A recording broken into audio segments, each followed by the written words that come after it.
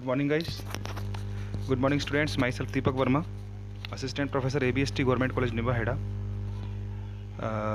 इससे पिछले वीडियो में मैंने आपको बताया था फाइनल अकाउंट के बारे में, और तो आशा है आपने उसकी खूब तैयारी कर ली होगी, प्रैक्टिकल क्वेश्चन कर लिए होंगे, तो एक बेसिक नॉलेज अपने पास विदाउट एडजस्टमेंट वाली लगभग क्लियर है। और क्योंकि आप 11th पढ़ के आए हो अच्छे से, तो आपको पता भी है। तो अब आज हम लेंगे एडजस्टमेंट। एडजस्टमेंट एक ऐसी चीज़ है जो सबसे ज़्यादा डिफ़िकल्टी पैदा करती है कि 11th के स्टूडेंट के लिए। तो 11th में इसको पढ़ाने का पर्पज़ यही है कि how can we use additional information given below the balance sheets. मतलब आप कोई भी क्वेश्चन सोल्व करोगे तो बैलेंस शीट्स के लिए या कोई फॉर्मेट के नीचे, बैलेंस शीट मैंने इसलिए वर्ड यूज किया क्योंकि आगे जाके जब तुम एडिशनल इन्फॉर्मेशन होगी तो बैलेंस शीट के नीचे होगी। यहाँ पर ट्रेडिंग अकाउंट के नीचे होती थी। तो जो एक्स्ट्रा चीज़ है उसको हम कैसे क्वेश्चन में यूज करते हैं। तो एक एडजस्टमेंट ऐसी चीज़ होती है जिसका दो पक्ष पर टू साइड इफेक्ट होता है। मैं ये नहीं कहता दो जगह होगा, तीन जगह होगा ना, टू साइड इफेक्ट बोलता हूँ मैं। टू साइड इफेक्ट इसका मतलब ये है कि जितना डेबिट पर होगा उतना ही क्रेडिट पे होगा, क्योंकि हम डबल एंट्री सिस्टम को फॉलो करते हैं। तो पहली चीज़ ये समझनी है कि हर एडजस्टमेंट का इफेक्ट दो जगह होगा। जो भी आउटसाइड ट्रायल बैलेंस दिया है उसको जब हम एडजस्टमेंट करेंगे तो जितना डेबिट में होगा उतना ही क्रेडिट में किया जाएगा। ये चीज़ ध्यान रखना। तो आइए शुरू करते हैं। फाइनल अकाउंट आप अच्छे से जानते ही हो। तो ये एक सर है, इमसार सर है, उनकी पीपीटी मैंने चूज की है। बहुत ही अच्छी पीपीटी है जो शॉर्ट में कंसोलिडेट करती है काफ़ी चीज़ों को। तो देखिए, final account with adjustment. Final account क्या होते हैं हम अच्छे से देख चुके हैं, इस पर ज़्यादा डिस्कस नहीं करेंगे। उसके बाद कहते हैं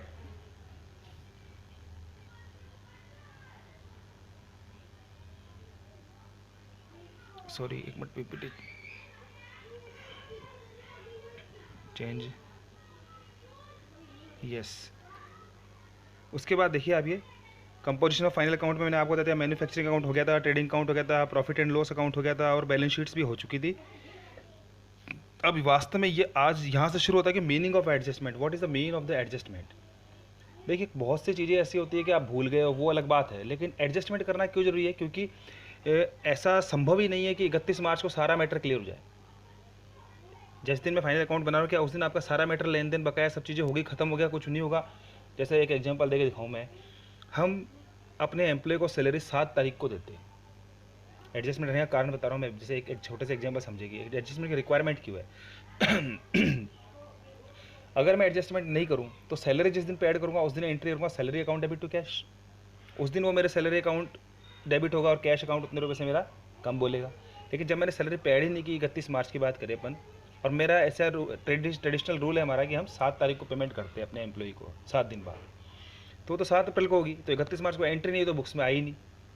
तो अब उसको बुक्स में लाने के लिए क्या करें कि अगर वास्तव में वो सैलरी आ गई होती तो सैलरी डेबिट होता, प्रॉफिट एंड लॉस में जाता, प्रॉफिट एंड लॉस में डेबिट साइड में इतना होता और मेरे प्रॉफिट एंड लॉस का डेबिट ज़्यादा होता। इसका मतलब मेरा नेट प्रॉफिट 5,000 रुपये से कम होता।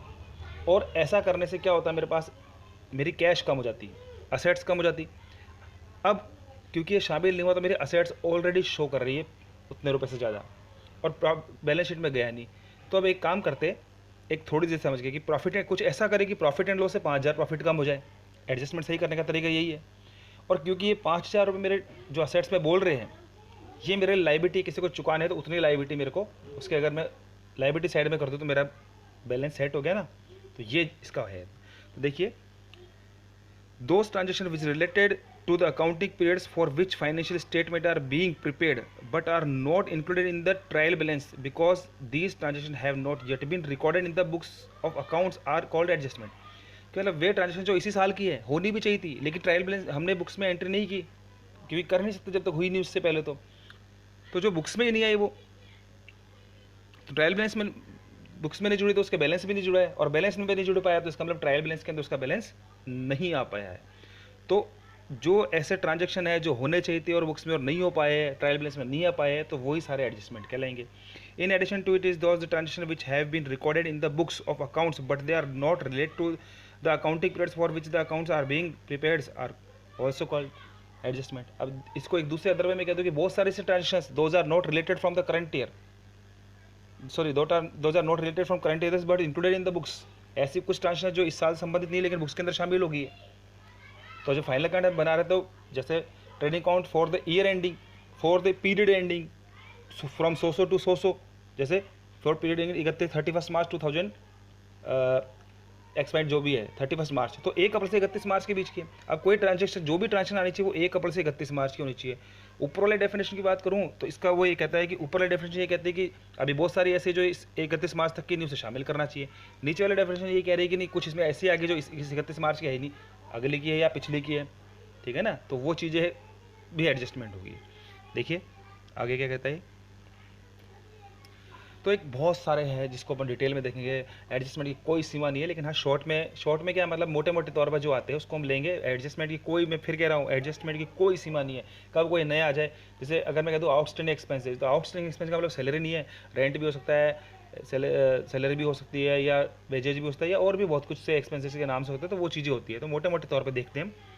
तो अपने को कह रहा है ये outstanding expenses, prepaid expenses, outstanding बकाया है, प्रीपेड एडवांस है एक तरह से, प्रीपेड जैसे मोबाइल का बैलेंस होता है ना, प्रीपेड हम पहले पेमेंट करते हैं फिर बाद में यूज करते हैं।